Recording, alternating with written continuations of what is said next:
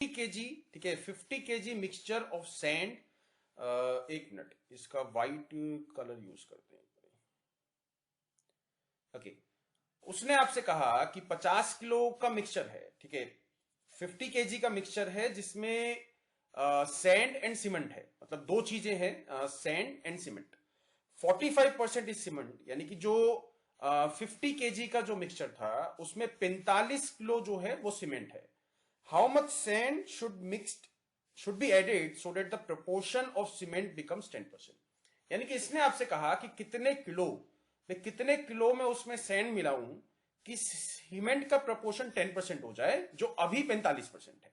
Fine, तो इस question को करने का सबसे इजीएस्ट वे क्या है, अपने आप से पूछो, ठीक है, वीडियो को पॉज करके एक बार सोचो, इसका मतलब इसमें दिमाग लगाओ कि किस तरीके से इस क्वेश्चन को बनाया जा सकता है, मतलब आप किस तरीके से बनाओगे, मेरी छोड़ दो। सबसे पहले you should try every question first, मतलब हर एक क्वेश्चन आपको खुद से एक बार ट्राई करना है, खुद से उस पर दिमाग लगाना है, फिर वीडियो को प्ले करना है।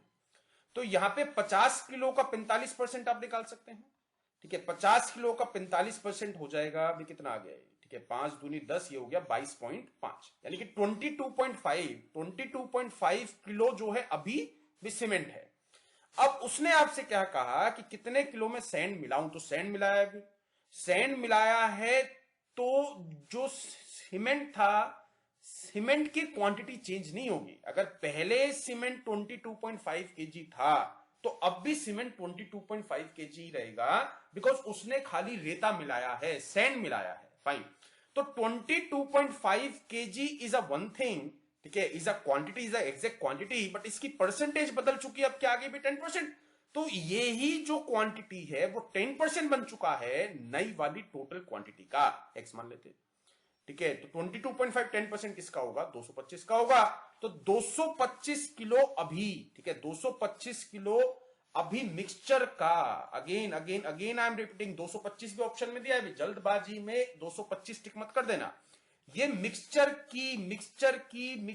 किलो, मतलब मिक्सचर जो बना था जिसमें सैंड भी था और जिसमें आपका सीमेंट भी था।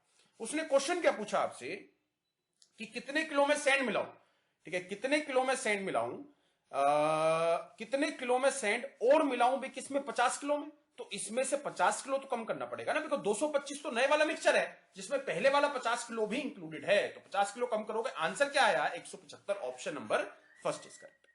ये चीज समझ में आई, ठीक है। तो यहां पे क्वेश्चन को घुमाया जा सकता है, वो दोनों तरीकों के ऑप्शन डाल सकता है, 225 भी डाल सकता है, ये 175 भी डाल सकता है, बट -50 करना मत भूलना, जल्दबाजी में 225 मत लगा देना। यहां से मतलब इस टाइप की जो मिस्टेक्स आप लोग करते हो ना, यहां से, now this is a big loss, ठीक है, क्वेश्चन नहीं आता है, that is a different thing. आपने कुछ छोटी सी गलती करके क्वेश्चन का गलत आंसर टिक कर दिया, वो वाली एक बड़ी मिस्टेक है, ठीक है, इसका मतलब आप लोगों ने अच्छे से प्रैक्टिस नहीं करी है, ठीक है। नेक्स्ट क्वेश्चन ट्राई करते हैं एक बार।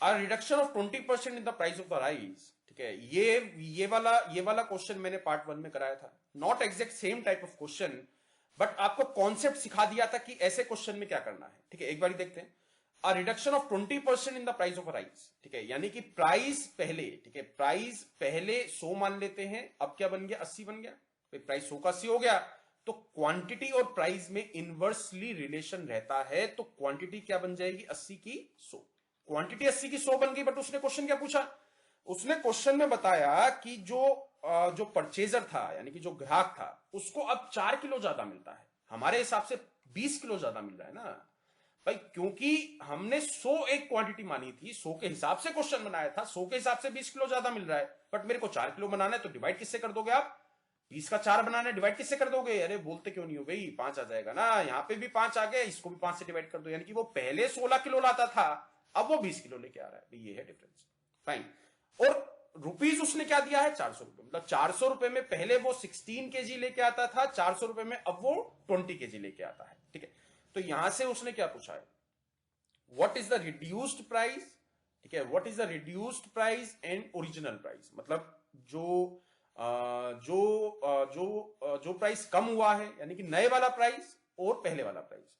तो नए वाला प्राइस किसका बनेगा भाई, अभी वो 20 किलो लेके आ रहा है ना, 400 रुपए में 20 किलो लेके आ रहा है, तो नए वाला प्राइस क्या बन गया, 20, और पहले वाला प्राइस क्या था, 20 नहीं 16 से डिवाइड करोगे क्या आ जाएगा 25। Option number second is correct. Again repeat कर रहा हूं, यहां पे ऑप्शन नंबर ए भी दिया है 25-20, बट ऑप्शन नंबर बी क्या है 20-25, ये सही है बिकॉज यहां पे उसने क्या पूछा था, what is the reduced price and original price. तो रिड्यूस्ड प्राइस पहले डालना है, ओरिजिनल प्राइस बाद में डालना है, रिस्पेक्टिवली भी दिया है यहां पे।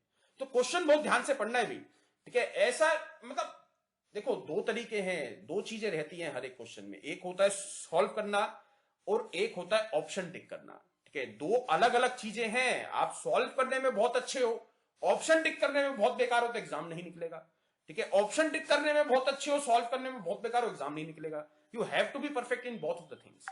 आपको दोनों चीजों में परफेक्ट होना पड़ेगा। क्वेश्चन समझ में भी आना चाहिए अच्छे से, और क्वेश्चन का ऑप्शन भी एकदम पढ़ के आपको टिक करना है, ठीक ठीक ठीक है। नेक्स्ट क्वेश्चन देखते हैं। The price of wheat is decreased bye 25%, यानी कि 100 का क्या बन गया 75। इट्स कंजप्शन इंक्रीजेस बाय 25%, ठीक है। ये चीज समझ में आई या नहीं आई? यानी कि price of a wheat is decreased bye 25% and its consumption increases by 25%, find the new expenditure as ratio of the initial expenditure। तो यहां पे बेस्ट तरीका है इस क्वेश्चन को सॉल्व करने का वो क्या है कि पहले वाला प्राइस हम 100 मान लेते हैं, पहले वाली कंजप्शन भी हम 100 मान लेते हैं। भाई मेरे को we just need to find the ratio ना, मेरे को जस्ट रेशो निकालनी है। उसने क्या ऊपर क्या दिया है, न्यू एक्सपेंडिचर, ठीक है। उसने दिया है न्यू एक्सपेंडिचर, तो न्यू एक्सपेंडिचर क्या बनेगा, न्यू एक्सपेंडिचर ऊपर डालना है, पहले वाला बाद में डालना है। तो न्यू एक्सपेंडिचर बनेगा, अगर मैं 100 प्राइस लेता हूं और 100 किलो ही माल ला रहा हूं, तो प्राइस डिक्रीज बाय 25%, 75 बन गया।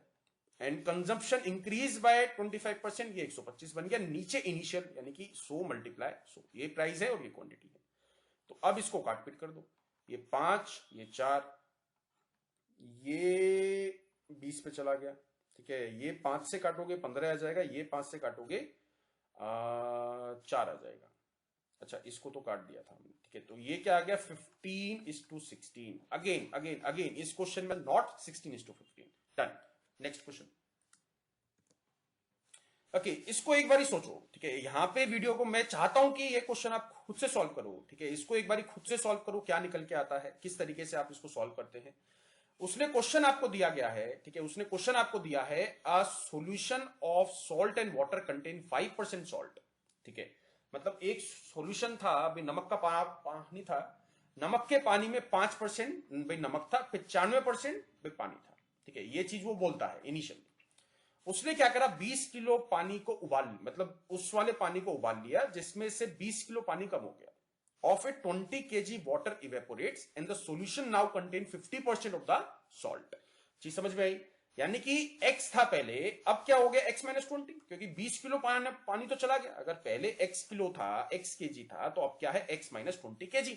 Fine, this thing is done, ठीक है। तो यहां पे हम इक्वेट क्या कर सकते हैं, इक्वेट कर सकते हैं नमक, क्योंकि सॉल्ट तो बराबर रहा ना भाई। पहले भी जितना क्वांटिटी, मैं परसेंटेज की बात नहीं कर रहा हूं, जितने किलो पहले सॉल्ट था उतने ही किलो अब भी सॉल्ट है, दोनों में 1% का फर्क नहीं आया है।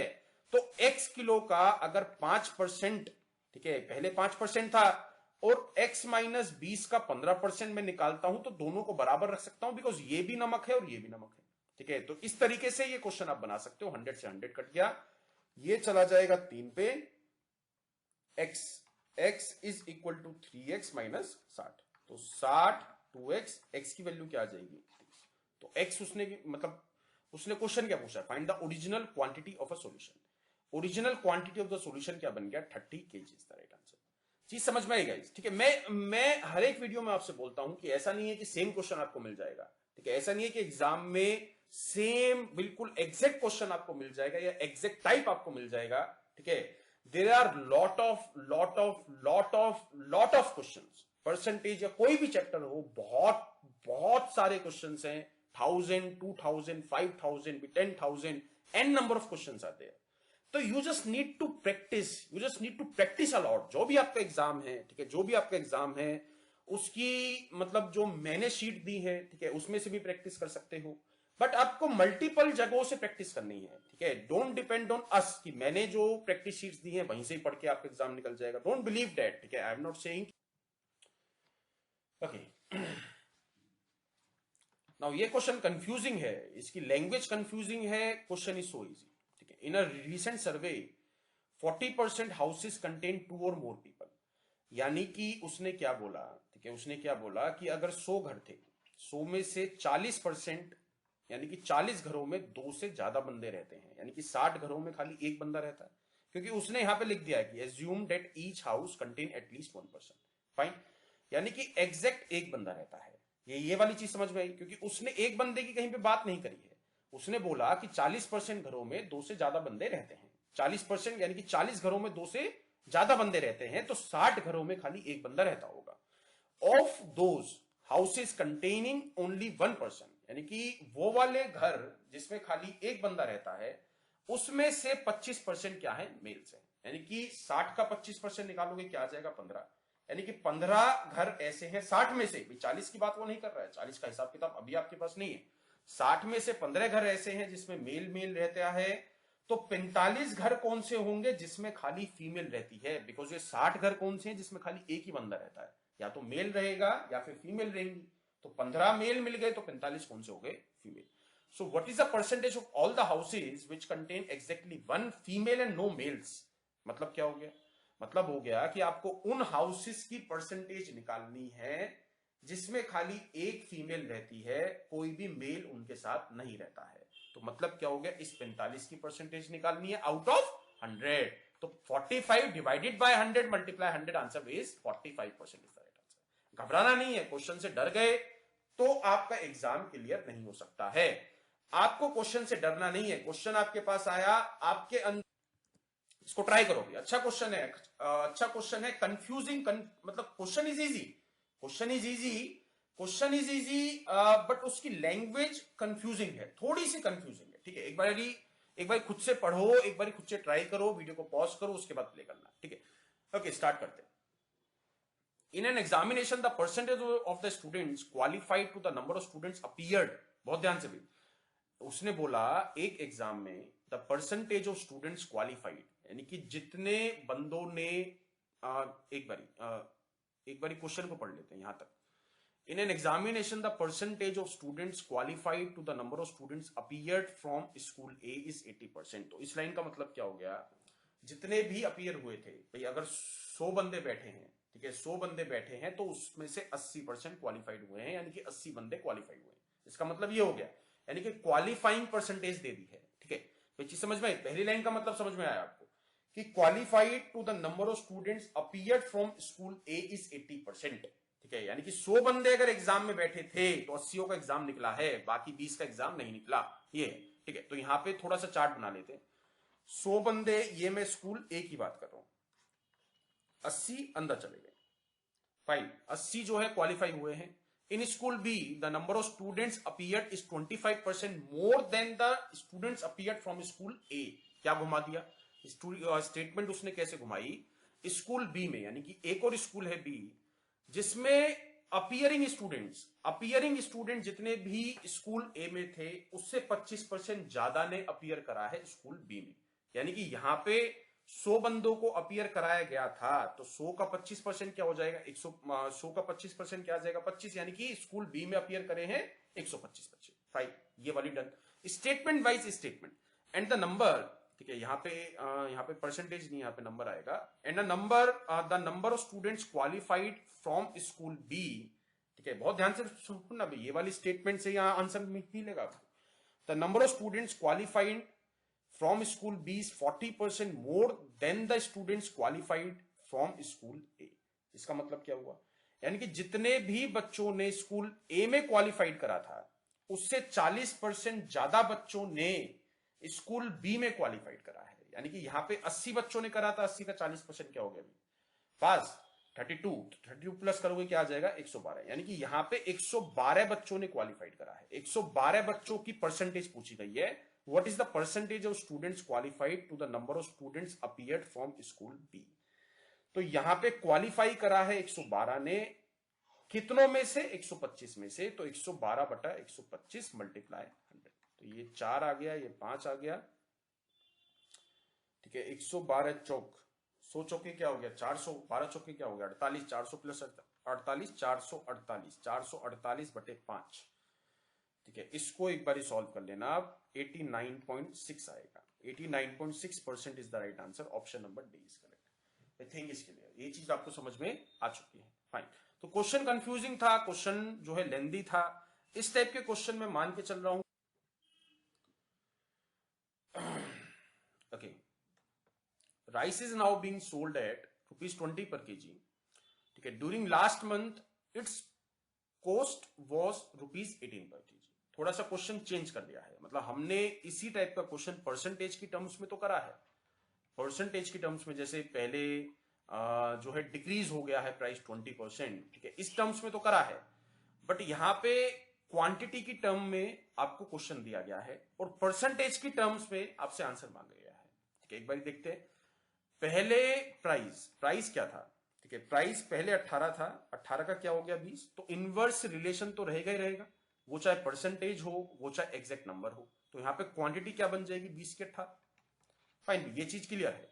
प्राइस 18 का 20 बन गया, क्वांटिटी 20 की क्या बन जाएगी 18। ठीक है, तो यहां पे 20 के 18 बन चुके हैं। Find by how much percent a family should reduce its consumption. Question बहुत ध्यान से भी, so as to keep the expenditure same, मतलब उसको एक्सपेंडिचर सेम रखना है तो क्वांटिटी कितने परसेंट से डिक्रीज वो करेगा, हाउ मच परसेंट। तो यहां पे प्राइस 18 का 20 हुआ था, क्वांटिटी 20 के 18 हो गई है, 2 रुपए कम हुए हैं, सॉरी 2 किलो कम हुए हैं। 2 किलो कम किस पे हुए हैं 20 पे हुए हैं, तो 2 डिवाइडेड बाय 20 मल्टीप्लाई बाय 100 क्या आ जाएगा 10% इज द राइट आंसर। भाई थिंग इसके लिए ये चीज आपको समझ में आ चुकी है। प्राइस 18 का 20 हुआ था, क्वांटिटी क्या बन जाएगी 20 के 18, 2 किलो कम हुआ है, 2 किलो 20 पे कम हुआ है।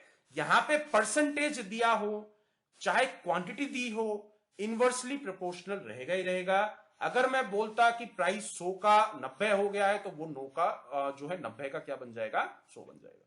फाइन, तो ये चीज इजी है, ये चीज आपको समझ में आ चुकी है। उल्टा भी क्वेश्चन आ सकता है। ठीक है, नेक्स्ट देखते हैं।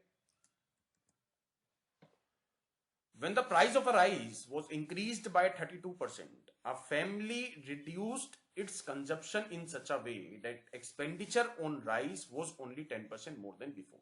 ठीक है, एक बार क्वेश्चन मैं आपको समझा देता हूं जहां तक मैंने अभी जो है डिक्टेट करा था।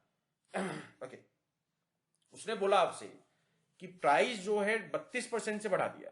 ठीक है, प्राइस जो है 32% से बढ़ गया है, तो फैमिली ने अपनी कंजप्शन को डिक्रीज करा। ठीक है, फाइन, ये चीज समझ में आई।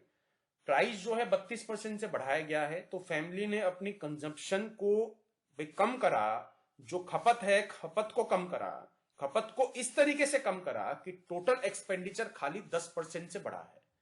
ये चीज समझ में आई। ठीक है, हिंदी में बता दिया है। तो यहां पे प्राइस जो है वो 32% से बढ़ा है, कंजप्शन कुछ परसेंट से कम करनी है कि जो टोटल एक्सपेंडिचर है उस पे खाली 10% का फर्क आए, 10% से बढ़े, was only 10% more than before. Fine, अब अगली लाइन में वो क्या कहता है जो है लास्ट लाइन में, if 30 kg were consumed per month before. Now ये एक लाइन है इंपॉर्टेंट, उसने एग्जैक्ट नंबर आपको दे दिया ना। पहले वो 30 किलो खपत थी, 30 किलो खाते थे, तो अब कितना खाएंगे, ये उसने क्वेश्चन पूछा है। तो यहां पे प्राइस को भी एग्जैक्ट मान लेते हैं, क्या मान लेते हैं 100 मान लेते हैं। फाइन, थिंग इसके लिए, तो पहले 100 था और 30 किलो खाते थे, तो पहले कंजप्शन कितनी आ गई 3000।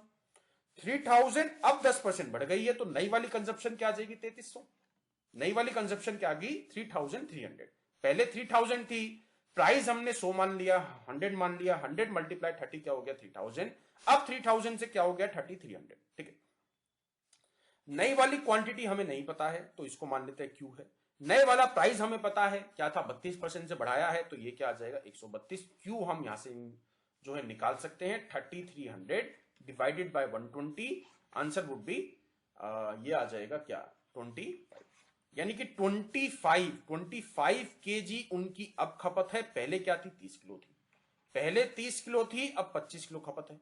ये चीज समझ में आई ना, पहले 30 किलो थी अब 25 किलो खपत है। तो यहां पे वो दो तरीकों से क्वेश्चन पूछ सकता है, कितने परसेंट कम हुआ है, या फिर एग्जैक्ट क्वांटिटी आपसे पूछी जा सकती है। ठीक है, तो यहां पे 25 kilo option number first is correct.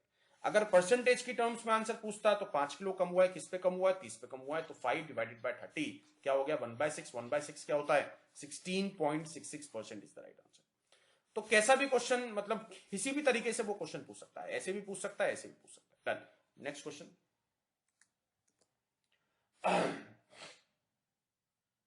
Okay, एक मिनट पानी P low. What the quantity of water? What quantity of water should be taken out? यानी कि कितना पानी, मतलब एक कंसंट्रेशन है जिसमें एसिड और पानी है, ठीक है, जिसमें एसिड और पानी है, तो टोटल जो इसकी जो क्वांटिटी है वो क्या है, 21 लीटर, ठीक है, 21 लीटर इसकी टोटल क्वांटिटी है। टोटल क्वांटिटी 21 लीटर है। 21 लीटर में कुछ पानी है और कुछ एसिड है। तो उसने आपसे पूछा कि एसिड की जो परसेंटेज है 25% है, तो पानी की 75% बन गई। फाइन। अब उसने पूछा कि कितने लीटर में इसमें से पानी निकाल लूं, ठीक है, कितने लीटर में इसमें से पानी निकाल लूं कि एसिड की परसेंटेज बढ़ के 35% हो जाएगी। अभी 25 है, कितना मैं इसमें से पानी निकाल लूं कि एसिड की परसेंटेज जो है 35% हो जाए। तो कैसे सॉल्व करेंगे? अप्लाई योरसेल्फ भाई, दिमाग लगाओ ना। ऐसे क्वेश्चन बहुत कराए हैं मैंने, पार्ट 1 में भी कराए हैं, ठीक है, इसमें भी कराए हैं, इसमें भी प्रीवियस क्वेश्चंस कराए हैं। तो 21 का 25% निकाल सकते हैं, नहीं निकाल सकते हैं भाई? कि क्या आ जाएगा 5.25, यानी कि 5.25 एसिड है, पानी बाहर निकाला है, तो एसिड बराबर रहेगा नहीं रहेगा भाई? एसिड बराबर रहेगा 5.25, यहां पे आ रहा है, तो 5.25 ही 35% होगा किसका, नई वाली क्वांटिटी का। भाई थिंग इज क्लियर ना, बराबर करने का सोचो, हमेशा हमेशा चीजों को इक्वेट करने का सोचो। टाइम एंड वर्क करोगे, ठीक है, जिसने कर लिया है उसको पता होगा कि टाइम एंड वर्क में भी इक्वेशन इक्वेट करना पड़ता है आपको। इक्वेट, यहां से भी टोटल वर्क मिला, यहां से भी टोटल वर्क मिला, दोनों को बराबर कर दिया। और कई सारे चैप्टर में यू हैव टू इक्वेट करके आप सॉल्व कर सकते हो ना। यहां पे 5.25 में भी एसिड की तो मैंने एक भी बूंद बाहर नहीं निकाली। एसिड 5.25 यहां पर है, तो 5.25 ही यहां पर रहेगा भैया। तो 5.25 कितना है, अब x का 35% है, ये है चीज। तो ये 100 से 100 गया, ये कितने पे चला गया,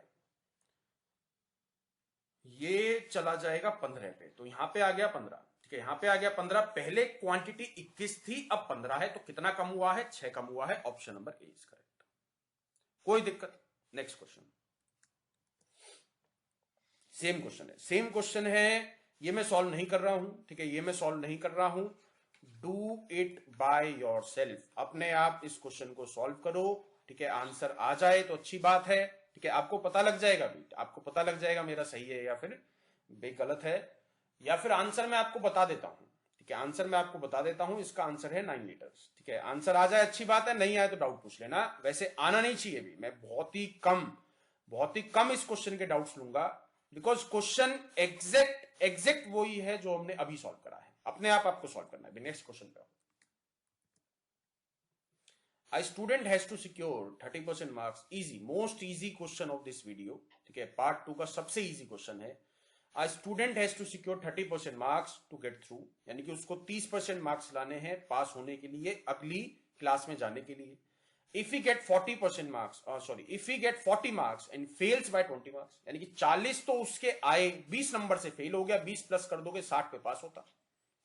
भाई थिंग इज क्लियर ना, 40 तो उसके आए, 20 और आ जाते तो 60 बन जाते, 60 पे वो पास हो जाता। 60 पे पास होने का मतलब क्या हो गया, 30% नंबर कितने हैं, 60 हैं, तो यहां पे 200 आ जाएगा, 200 is the right answer. Fine guys, ठीक है, तो अभी तक का डन, ठीक है। मैं छोटा सा ब्रेक लेता हूं, उसके बाद फिर जो है रीस्टार्ट करेंगे। ओके, ज्यादा क्वेश्चंस आपके एग्जाम में नहीं आएंगे। बेसिकली परसेंटेज से चैप्टर, मतलब जो परसेंटेज का चैप्टर है उसमें वेन डायग्राम का कॉन्सेप्ट एक आ सकता है, छोटा सा कॉन्सेप्ट आ सकता है, जिसमें 2 वेन डायग्राम से भी हो सकता है कि क्वेश्चन 2 में कंपैरिजन दिया गया हो। 3 में कंपैरिजन वाले क्वेश्चंस बहुत ही मुश्किल है। अगर आपके कोई डाउट्स आते हैं तो मेरे को मेल कर सकते हैं आप, ठीक है। तो ये वाला क्वेश्चन एक बार स्टार्ट करते हैं। In an examination 45% of the student failed in maths, यानी कि यहां पे मैथ्स की बात चल रही है, इंग्लिश की बात चल रही है, तो 2 सर्कल बना लेते हैं। Now this is maths and this is English. भाई ये चीज आपको पता होगी कि ये वाला जो पोर्शन है, फाइन, ये वाला जो पोर्शन है उसका मतलब क्या हो गया, ओनली मैथ्स। नो, ये वाला जो पोर्शन है उसका मतलब क्या हो गया, बोथ, यानी कि बोथ मैथ और इंग्लिश दोनों।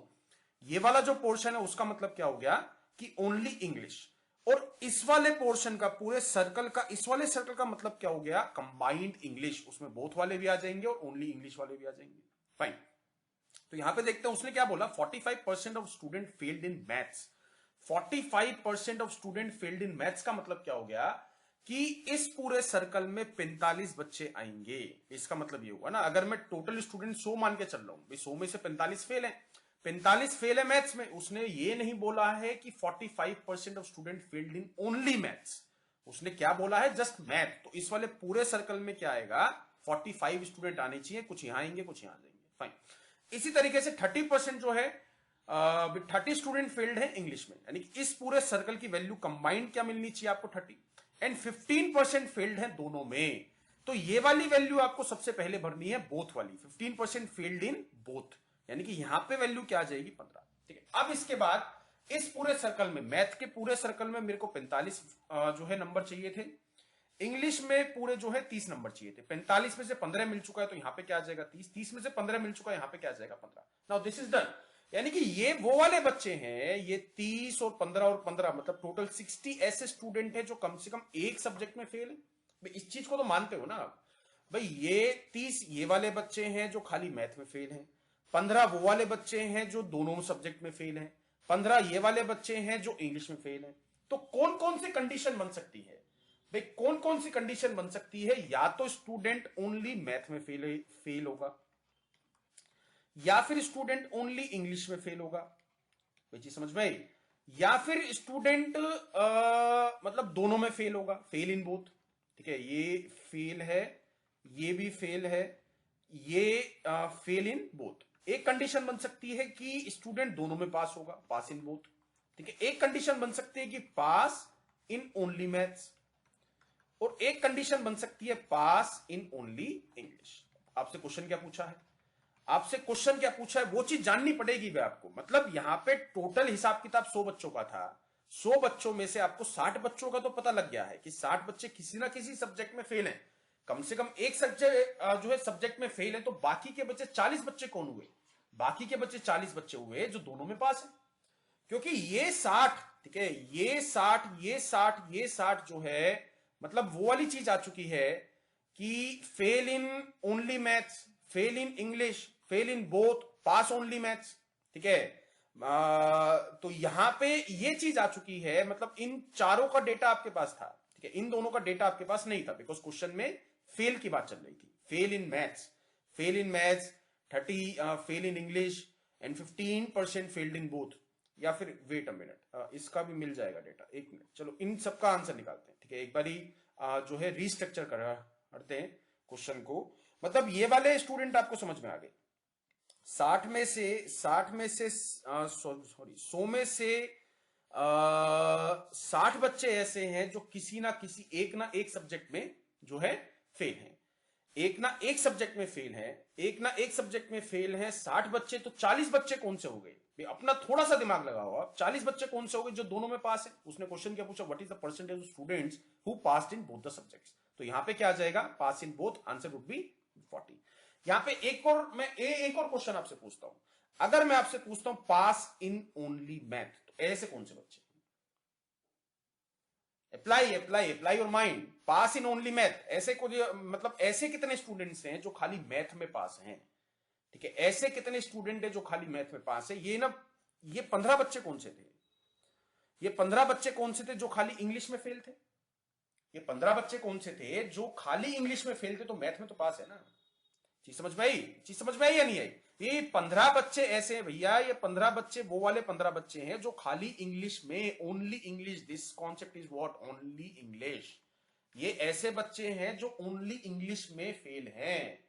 तो ये 15 बच्चे मैथ में तो पास हुए ना, चीज समझ में आई या नहीं आई। अगर मैं आपसे क्वेश्चन पूछता हूं पास इन ओनली इंग्लिश, ऐसे कितने बच्चे हैं जो खाली इंग्लिश में पास है, तो ये जो 30 बच्चे हैं वो खाली मैथ में फेल है तो इंग्लिश में पास हो गए।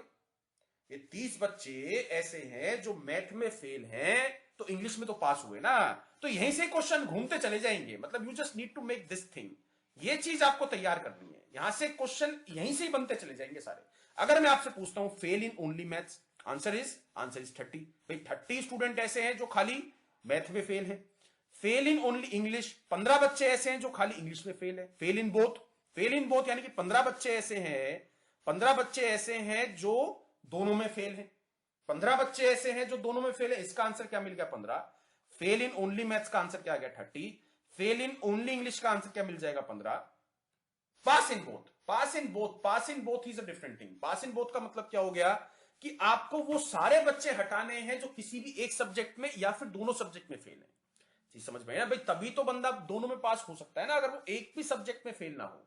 तो ये 30 बच्चे भी हटाने पड़ेंगे, ये 15 बच्चे भी हटाने पड़ेंगे, ये वाले 15 बच्चे भी हटाने पड़ेंगे, 60 हटाने पड़ेंगे। आंसर क्या मिल जाएगा 40। Concept is 100% clear. कैसे कैसे टाइप के क्वेश्चन यहां से बन सकते हैं। Pass in only math, pass in only math का मतलब क्या हो गया, पास इन ओनली मैथ, वो खाली मैथ में मैथ में पास है, वो खाली मैथ में पास हैं, यानी कि इंग्लिश में फेल हैं। तो 15 बच्चे ऐसे हैं जो खाली इंग्लिश में फेल हैं, तो मैथ में वो पास हो गए, 15 is the right answer. Pass in only only English, तो 30 बच्चे, 30 student is the right answer of the last question. तो यहां पे 30 is the right answer, because 30 बच्चे वो वाले हैं जो खाली मैथ में फेल हैं। खाली मैथ में फेल होने का मतलब क्या हो गया, वो इंग्लिश में पास है। क्वेश्चन इज डैम श्योर, ठीक है, question is 100% clear to you. ठीक है, क्या कॉन्सेप्ट है, कैसे कैसे किस किस टाइप के यहां से क्वेश्चन बन सकते हैं, और ये क्वेश्चन आएगा मेरे से लिखवा लो, ये क्वेश्चन इस टाइप का क्वेश्चन बनेगा। मैंने आगे भी इस टाइप का क्वेश्चन कराया है, ठीक है, उसको पॉज करके आंसर निकालना। ठीक है, अगला क्वेश्चन देखते हैं। Now this is a nice question, अच्छा क्वेश्चन है काफी। इसमें 3 चीजें हैं, ठीक है, एक मैन यानी कि नंबर ऑफ मैन, ठीक है, एक है टाइम, कितने घंटों के लिए काम कर रहे हैं, और एक है आउटपुट यानी कि प्रोडक्शन, या फिर उसको मान लेते हैं चेयर्स, कितनी चेयर बना रहे हैं। फाइन। तो यहां पे एक चीज समझना, एक आदमी, ठीक है, मैं मान के चल रहा हूं एक आदमी 1 घंटे में एक चेयर बना सकता है। भाई चीज समझ में आई आपको, ठीक है, एक आदमी 1 घंटे में एक चेयर बना सकता है। तो 100 आदमी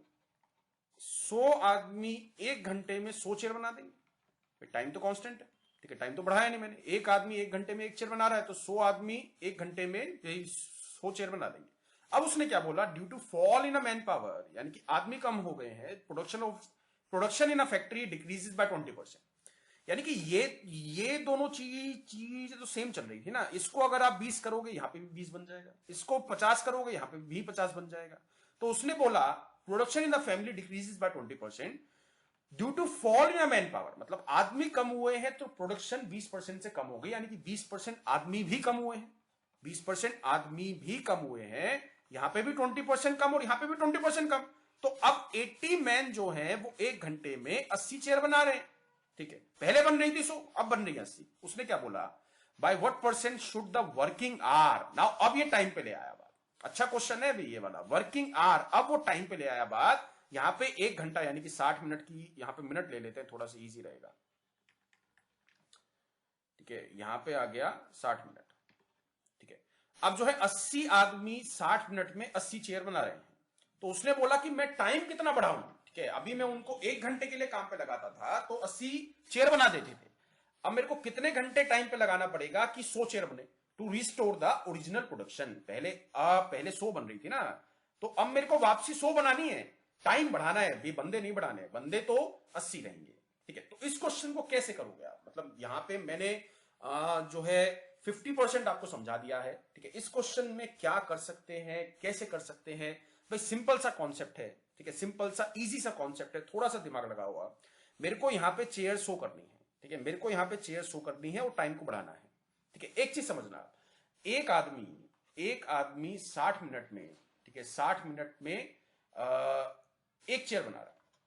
ठीक है, अब यहां पे मतलब 80 का मेरे को वापसी शो करना है तो 25% बढ़ाना पड़ेगा। भाई ये नहीं बताऊंगा मैं ना बार बार 25% कैसे आया। 80 का शो करना है, 80 का वापसी शो करना है ना, पहले 80 चेयर बन रही थी अब 100 बन रही है, तो 25% बढ़ाना पड़ेगा।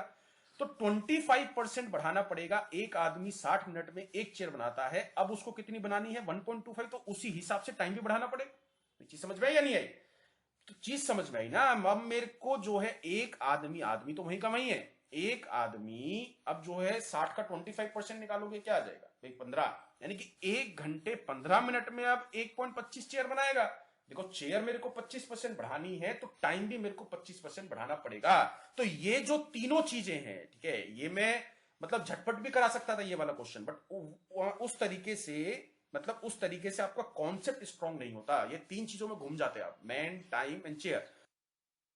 यहां पे उसने क्या करा, ठीक है, यहां पे उसने क्या करा कि चेयर्स जो है वो 20%, ठीक है, जो प्रोडक्शन है वो 20% से कम कर दी।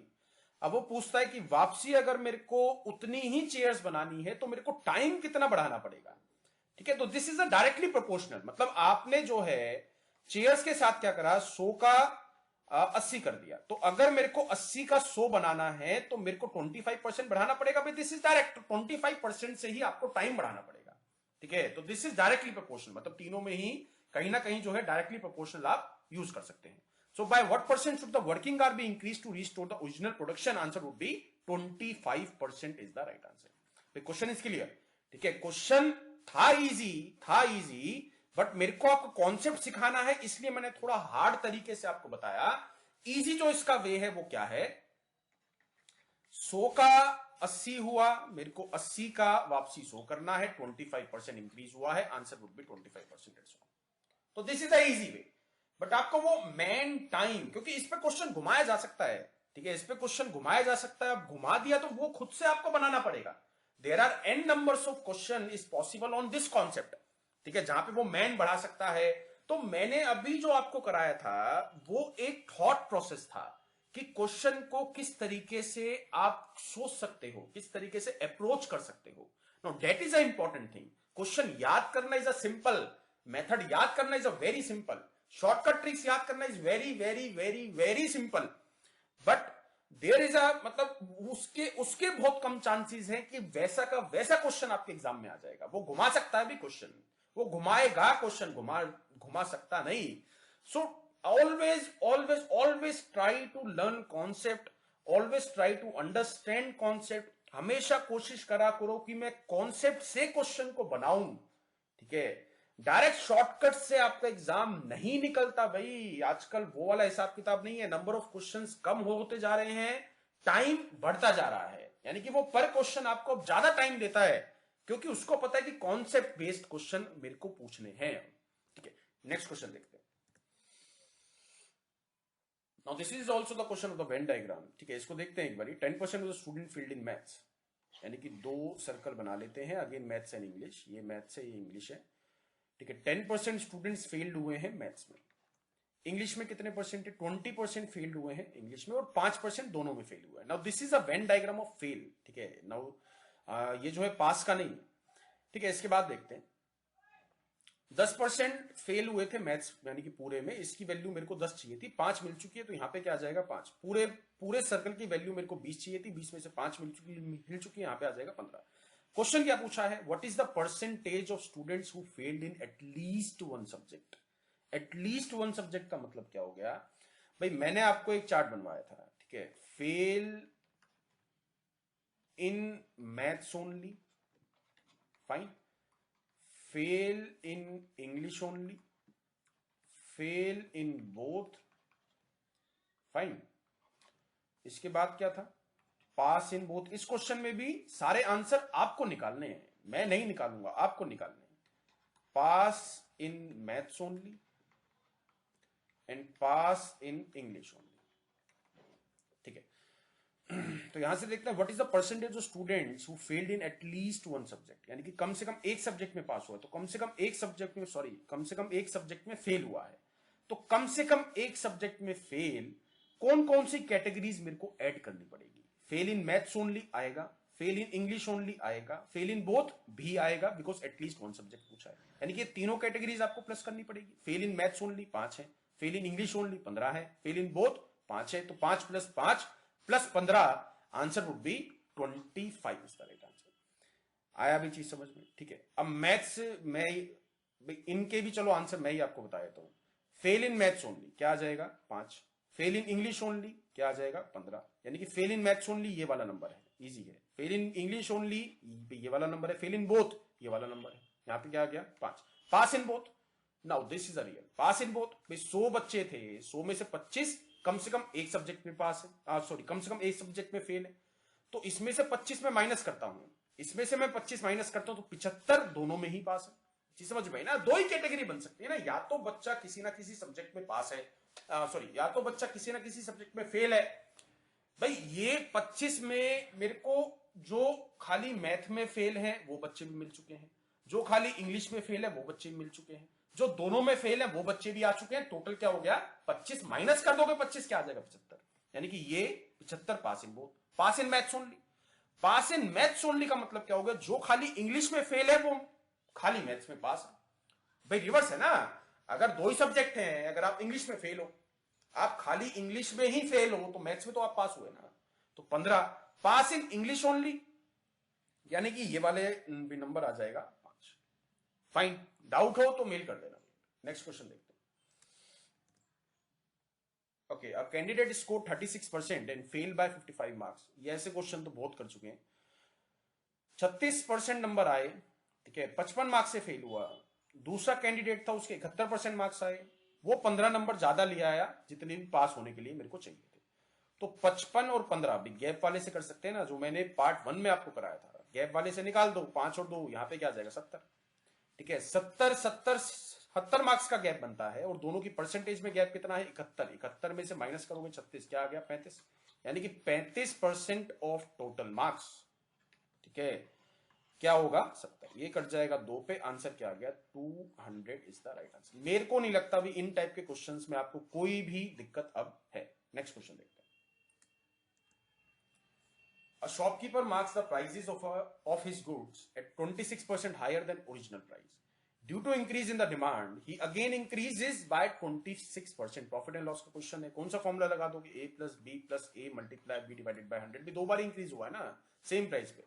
100 का मैंने 126 बनाया, फिर 126 को दोबारा 126% कर दी, दोबारा इंक्रीज करा है, ठीक है। तो दो बार इंक्रीज करा है, तो ये वाला फॉर्मूला लगा दो, 26 plus 26 plus 26 multiply 26 divided by 100, 26 का स्क्वायर 676, 676 डिवाइडेड बाय 100 6.75 6.76 6.76 यहां से मिल गया, 26 दूनी 52, 52 plus 6 58, 58.76 is the right answer. Fast processing दिमाग में चलानी है, हाथ पे नहीं चलानी है, ठीक है। Next, okay, now this is a calculative question. 64,000 जनता थी, 10% बढ़ गई, 110% निकल गया, 25% कम हो गई, ठीक है, 25% कम हो गई, 75% निकाल दो, फिर 5% दोबारा बढ़ गई, 105% निकाल दो। फाइन, ये चीज आपको सॉल्व करनी है। अदरवाइज आप यूज कर सकते हैं a plus B plus A multiply B divided by 100। ये आपको दो बार यूज करना पड़ेगा, एक बार 10%, फिर -25%, फिर 5%। तो इन दोनों का जो प्रोडक्ट आएगा उसके साथ दोबारा a plus B plus A multiply B divided by 100 आप यूज कर सकते हो। बिग क्वेश्चन इज क्लियर, ठीक है, समझ में आ चुकी है आपको कहानी, ठीक है। नेक्स्ट क्वेश्चन करें या इसको सॉल्व करें एक बार? चलो इसको आप सॉल्व कर लेना, डाउट हो तो मेरे से पूछ लेना। इसका आंसर है, चलो एक बार निकाल ही देते हैं। 00 से 00 गया, 10 से 10 गया, ठीक है। सॉरी, ए क्या है 10% है प्लस का, और बी क्या है -25% है। यहां पे भी माइनस आएगा बिकॉज प्लस का 10 आप मल्टीप्लाई, ठीक है। तो यहां से क्या बन रहा है, यहां से आ जाएगा 2.5, ठीक है। चलो, A man deposited 30% of initial amount to his locker. Now ये क्वेश्चन थोड़ा सा डिफरेंट है, ठीक है, थोड़ी सी इसकी लैंग्वेज डिफरेंट है, बाकी तो चीज सेम है। मतलब 30%, मतलब एक आदमी के अकाउंट में लेट सपोज 10,000 रुपीज थे, ठीक है, 10,000 रुपीज थे, उसका 30% उसने उसमें डिपॉजिट करा दिया। चीज समझना, 30% उसने डिपॉजिट करा दिया, यानी कि 3,000 और उसमें डाल दिए। फाइन, 3,000 उसमें और डाल दिए उसने। तो इसका मतलब क्या हुआ भाई, इस मतलब 30% को आप ऐसे मत देखो कि उसने अपने आप डिपॉजिट कराए हैं, इसको इंटरेस्ट ले लेते हैं। फाइन, मतलब उसको ब्याज मिल गया, 30% उसको ब्याज मिल गया, 30% यानी कि पैसा बढ़ा है। अब पैसा कैसे भी बढ़ा दो भाई, वो तो आपके हाथ में है ना भाई। वो 3,000 रुपए डिपॉजिट करा के आया, या फिर हम ले रहे हैं कि 30% उसको ब्याज मिल गया, ठीक है। After again some time he deposited 25% of the increased amount. चीज समझ में आई, यानी कि पहले उसको पहले साल, क्वेश्चन को घुमा दो ना, अपने हिसाब से घुमा दो। पहले साल उसको ब्याज मिला 30% का, दूसरे साल उसको ब्याज मिल गया 25% का। मतलब उसने इंटरेस्ट वर्ड यूज नहीं करा, बट कॉन्सेप्ट वही है भाई। वो अपने हाथ से डिपॉजिट करा के आया, हम कह रहे हैं कि उसके अकाउंट में बढ़ाने हैं, हमने बैंक से उसको ना ब्याज दिलवा दिया भाई, पहले साल उसको 30% बढ़ गया, 30% का ब्याज मिल गया, दूसरे साल 25% बढ़ गया, तो दूसरे साल उसको 25% का ब्याज मिल गया। This is the concept of compound interest. Because उसने क्या बोला है, उसने क्या बोला है, again after some time he deposited 25% of the increased amount, यानी कि ब्याज पे ब्याज मिल रहा है। ठीक है, तो यहां पे हम क्या करेंगे, जो भी अमाउंट थी उसका 130% कर दिया, जो भी उसके बाद जो अमाउंट है मैंने उसका 125% कर दिया। यहां पे क्या आ गया 13,000, क्योंकि उसने क्या बोला, नाउ द अमाउंट बिकम्स 13,000। ठीक है, तो यहां से क्या निकलेगा भाई, ये चला जाएगा 5 पे, ये चला गया 4 पे, 0 से 0 कट गई, 13 इसको काट देगा 1000 पे। ठीक है, और 5 इसको काट देगा 2000 पे, 2000 मल्टीप्लाई 4000, क्या आ गया आंसर 8000। एक्स की वैल्यू इज 8000। तो क्वेश्चन को घुमाना सीखोगे। ठीक है, क्वेश्चन को घुमाना सीखो। कॉन्सेप्ट इज सेम, बट आप मेरे से कहोगे सर ऐसा क्वेश्चन तो आपने कराया ही नहीं था। अरे भाई उसको घुमा दिया है क्वेश्चन को, चीज तो वही है ना, चीज अपने हिसाब से उसको मोड़ दो क्वेश्चन को, जैसे आप सॉल्व करना जानते हो, क्वेश्चन को घुमा के मोड़ तोड़ के उसको वैसे ले आओ, क्वेश्चन बन जाएंगे, क्वेश्चन बन जाते हैं भाई। आप एफर्ट्स नहीं करना चाहते हो, मैं आपसे फ्रैंकली बात कर रहा हूं, बिल्कुल you don't need to do any efforts जब तक नहीं करोगे एग्जाम क्लियर नहीं होगा। मैं आपको कुछ हेल्प करने के लिए हूं यहाँ पे, मैं आपका एग्जाम निकालने के लिए नहीं हूं, एग्जाम आपको निकालना है, मैं आपकी हेल्प कर रहा हूं उस स्टेज तक पहुंचाने के लिए। ठीक है, जब आपका in a certain year the population of the certain village, भाई ये क्वेश्चन जिसको देखते ही समझ में नहीं आया ना, परसेंटेज से पहले वाला चैप्टर जरूर आपको दोबारा रिवाइज करना है, मिक्सचर एंड एलिगेशन। ठीक है, ये मतलब ये क्वेश्चन तो पकड़ में आ जाना चाहिए बिल्कुल देखते ही। एलिगेशन का है या नहीं है भाई, मेल जो है 5% बढ़े हैं, फीमेल जो है 8% बढ़ी है, टोटल जनता 9600 हो गई, यानी कि 600 बढ़ी है। तो एक बार आप क्या करोगे, 9000 का 5% निकालोगे 450 आ गया, एक बार क्या करोगे 9000 का 8% निकालोगे 720 आ गया, और जो टोटल इंक्रीज हुआ है वो 600 का हुआ। एलिगेशन लगा दो, मेल और फीमेल में रेशियो आपको मिल जाएगी, वही पूछा है। चीज समझ में आई ना, ये तो देखते ही पकड़ लो भाई, इस वाले क्वेश्चन को तो देखते ही सर एलिगेशन आपने करा दिया है, ये क्वेश्चन तो पक्का है बिल्कुल। यहाँ पे 120 आ जाएगा, यहाँ पे 150 आ गया। ठीक है, कट गया, 30 से कट जाएगा, 4 और 5, 4:5। ये देख लेना भाई, मेल फीमेल पूछा है या फीमेल मेल पूछा है। 450 किसका था, 450 मेल्स का था, ये मेल से ये फीमेल से, तो मेल्स इज टू फीमेल की रेशो आई है यहाँ पे 4:5। क्वेश्चन में भी मेल एंड फीमेल पूछा है, तो option number first is correct. Done, next question.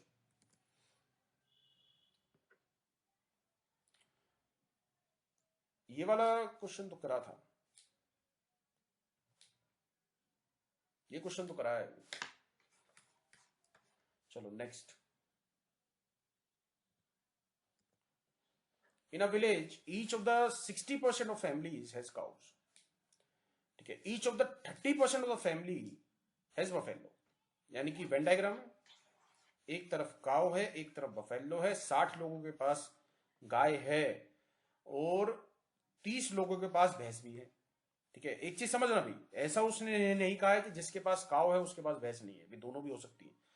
तो यहां पे and each of the 15% of families has both cow and buffalo, तो सबसे पहले यहां पे वैल्यू डाल दो ना भाई। यहां पे क्या आ गया 15, 60 में से 15 मिल गया, यहां पे 45, 30 में से 15 मिल गया, यहां पे 45।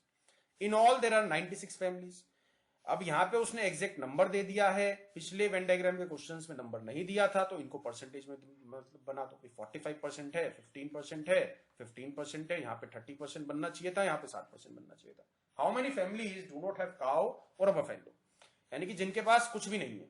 तो 45 के पास, 15 के पास और 15 के पास, यानी कि प्लस करोगे क्या आ जाएगा, 75% के पास कुछ ना कुछ तो है भाई। वो चाहे काव हो, चाहे भैंस हो, चाहे फिर दोनों हो, तो कम से कम एक ना एक चीज तो उसके पास है ना। 75% लोगों के पास, तो 25% के पास कुछ भी नहीं है। उसने एग्जैक्ट नंबर पूछा है, 96 का 25% निकाल दोगे क्या आ जाएगा 1/4, 24 is the right answer. Option number second is correct. Done. तो ये वेन डायग्राम वाले क्वेश्चन से डरने की जरूरत नहीं है। ठीक है, इजी रहते हैं, क्वेश्चंस घुमाए जाते हैं, थोड़ा सा आपको कॉन्सेप्ट सीखना है, जो मैंने 3 क्वेश्चंस के थ्रू आपको अच्छे से समझा दिया है। नेक्स्ट क्वेश्चन देखें। चलो ओके, ये क्वेश्चन बहुत बारी आ चुका है। ठीक ठीक है, ये क्वेश्चन बहुत बार आ चुका है। क्या करना है आपको, यहाँ पे जो डिनोमिनेटर में है, यहाँ पे डिनोमिनेटर में 3 है, यहाँ पे डिनोमिनेटर में 5 है। 5 और 3 का एलसीएम क्या हो गया 15। नंबर मान लेते हैं 15 है। A student multiplied a number by 3/5, 3/5 से कर दिया, यानी कि 9 आया। 15 5/3, 5/3 से करना था, तो यहां पे क्या आना चाहिए था 25, यानी कि 25 का 9 बन गया, 16 का लॉस हुआ है।